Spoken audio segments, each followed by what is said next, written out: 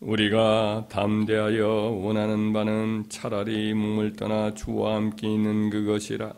그런즉 우리는 몸으로 있든지 떠나든지 주를 기쁘시게 하는 자가 되기를 힘쓰노라. 이는 우리가 다 반드시 그리스도의 심판대 앞에 나타나게 되어 각각 선악간에 그 몸으로 행한 것을 따라 받으려 함이라. 아멘. 여기서 사도 바울은 자기가 몸과 함께 계속 사는 것보다는 차라리 몸을 떠나는 게 좋겠다. 몸을 떠난다는 건 곧 세상을 떠난다는 거죠.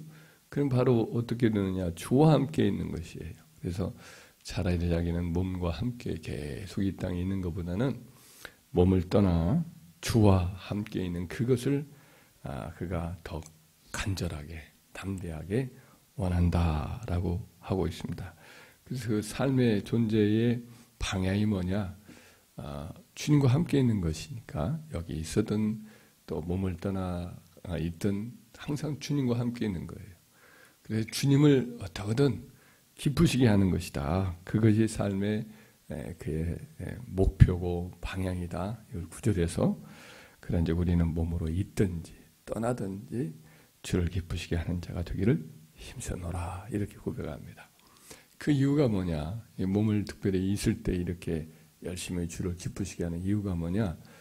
주님의 심판날이 그리스도의 심판대 앞에 서는 날인데 우리가 다 반드시 그리스도의 심판대 앞에 서게 되어 있다는 거죠. 누구 한 사람이 예외가 없이. 근데 그날에 각각 선악간의 그 몸으로 행한 것을 따라 받게 된다는 거죠. 악을 행한 자도 그날에는 악을 행한 대로 거두게 되어 있고 선을 행한 자는 선을 반드시 하나님께서 보상하시는 그는 은혜가 있다 이렇게 말씀을 합니다. 그래서 몸으로 있든 몸을 떠나든 어떻게든 주를 기쁘시게 하는 자가 우리도 되어야 할 줄 믿습니다. 그러면 그리스도의 심판대 앞에 하나님께서 우리에게 상으로 갚아주시는 것들은 어떤 일일까요? 우리가 몸으로 있는 이때에 어떻게 해야 무엇을 해야 우리가 영원히 우리 것으로 남는 그런 축복을 보상으로 받을까요? 여러 가지가 있겠지만은 네 가지를 잠깐 아침에 상고해 보자면 첫째는 구제의 선행이에요. 예수님이 누가복음 12장 33절 34절에 이르기를 너희 소유를 팔아 구제하여 낡아지지 아니하는 배낭을 만들라. 곧 하늘에 둔 바 담이 없는 보물이니 거기는 도둑도 가까이 하는 일이 없고 좀도 먹는 일이 없느니라. 너희 보물이 있는 곳에는 너희 마음도 있으리라 그랬어요. 이 구제는 낡아지지 않은 배낭과 같다 이거예요. 구멍이 나거나 그런 일이 없어요. 구제는 참으로 영원한 우리의 것이 되는 그와 같은 거기다 집어넣는 대로 다 우리 것이 되는 거예요. 다른 것들은 낡아지지만 구제의 배낭은 낡아지지 않은 배낭이다라는 거죠. 그래서 구제한 것들은 사라지지 않습니다. 그것은 하늘로 올라가서 담이 없는 보물로 계속해서 어디 보물이 솟아나는 것처럼 낡아지거나 누가 도적질하거나 하지 않는 우리 것으로 남는 거지요. 그래서 우리가 이 땅에 사는 동안 우리가 재물에 있으니까 우리 하나님께 누리도록 주신 것인데 디모데전서 6장에 보면 후히 주셔서 우리로 하여금 누리게도 하시지만은 이걸 가지고 또 어렵고 힘든 이들에게 기꺼이 나누게 되면 심판날에서는 그날에 우리의 진실한 신앙의 증거가 되고 또 하늘나라에서 우리 곁에 남는 영원한 보물로 하나님이 갚아주실 줄 믿습니다.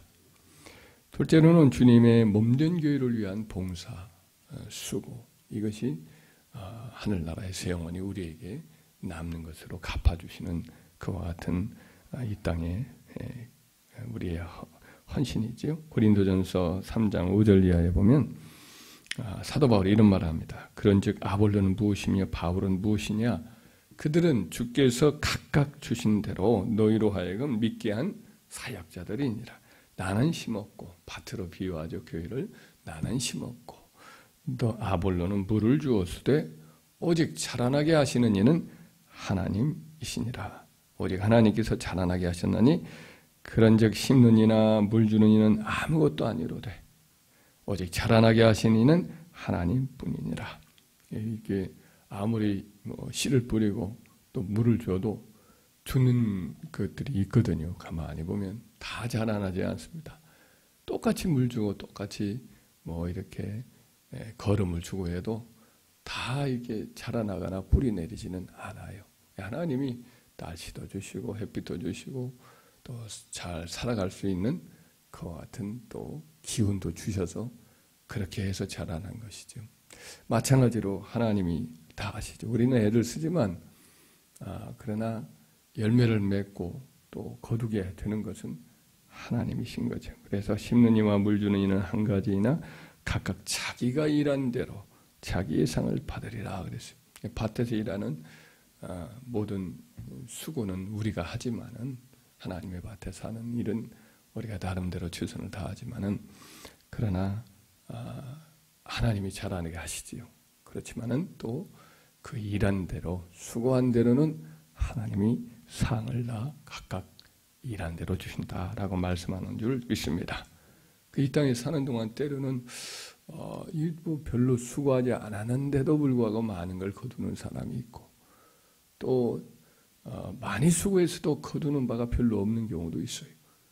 그리고 겉으로만 보기에 저 사람은 참 이렇게 귀하게 많은 보상을 받고 이 땅에서 수고한 대로 거두는구나 이렇게 생각하고 우리가 애쓰고 수고해도 거두는 것이 없으면 낙심하기도 하고 실망하기도 하고 내가 하는 것이 헛수고구나 이런 생각도 하겠지만은 장차 주님 앞에 가면 다 그 행한 수고와 동기 감추인 모든 애씀 모든 것을 다 하나님이 다 살펴보시고 거기에 대해 상을 주신단 말이죠. 고린도전서 4장 5절에 이르기를 그러므로 때가 이르기 전 곧 주께서 오시기까지 아무것도 판단하지 말라. 그가 어둠에 감추인 것들을 드러내고 마음의 뜻을 나타내시리니 그때에 각 사람에게 하나님으로부터 칭찬이 있으리라 이런 말씀을 합니다. 그때 가면 저 시골에 두세 사람밖에 없는 도서에서 그 영혼들 놓고 끝까지 수고한 주의 종이나 하늘의 뭐 큰 대도시에 훌륭한 또 많은 목회를 한 그 목회자나 그날 가면 주님께서 어떻게 갚을지 몰라요. 주님을 나 섬기는 일인데 어떤 마음으로 어떻게 그가 수고하고 했었나 이것을 그날은 주님께서 다 모든 것을 드러내시고 갚아주시기 때문에 그 이전까지는 우리가 함부로 판단해서는 안 될 줄 믿습니다. 주님 앞에 그날에 다 공정하게 그 속 마음까지 다 들여다보고 행한 일에 따라 갚아주실 것이니까 우리는 최선을 다해서 우리가 부르심 받은 자리에서 주님과 교회를 섬기면 하나님이 그 일에 대해서는 반드시 갚아주실 줄 믿습니다. 우리가 수고하고 애썼지만은 지금까지 애쓰지만 더욱 힘쓰라 이렇게 부활장 마지막 절에는 사도 바울이 말하죠. 그러므로 내 사랑하는 형제들아 현실하고 흔들리지 말며 주의 일에 항상 더욱 힘쓰는 자들이 되라.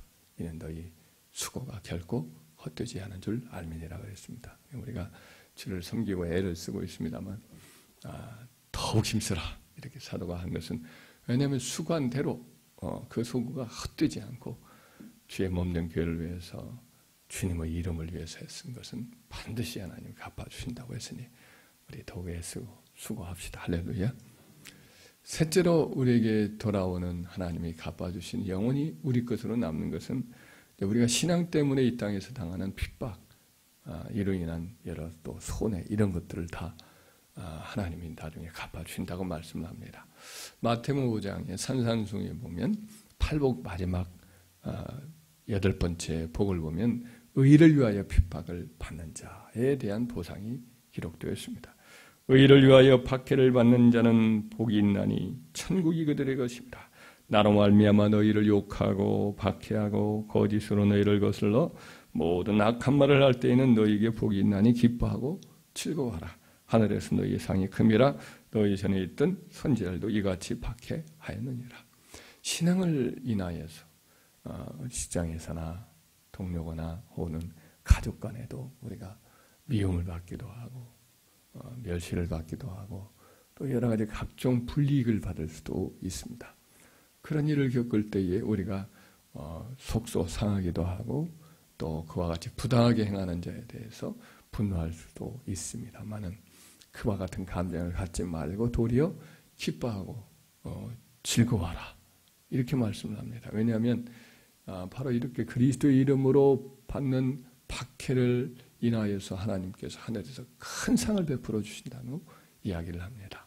저와 여러분들이 그 마음을 가지고 우리가 복음을 인하여서 신앙을 인하여서 당하는 여러 멸시나 조롱이나 박해가 있을진데 그것을 기꺼이 즐거움으로 하늘에 내 상을 주시려고 이런 일을 허락하여 주셨구나라고 생각하고 기뻐하고 즐거워하고 선하게 대하기를 주의 이름으로 축원합니다.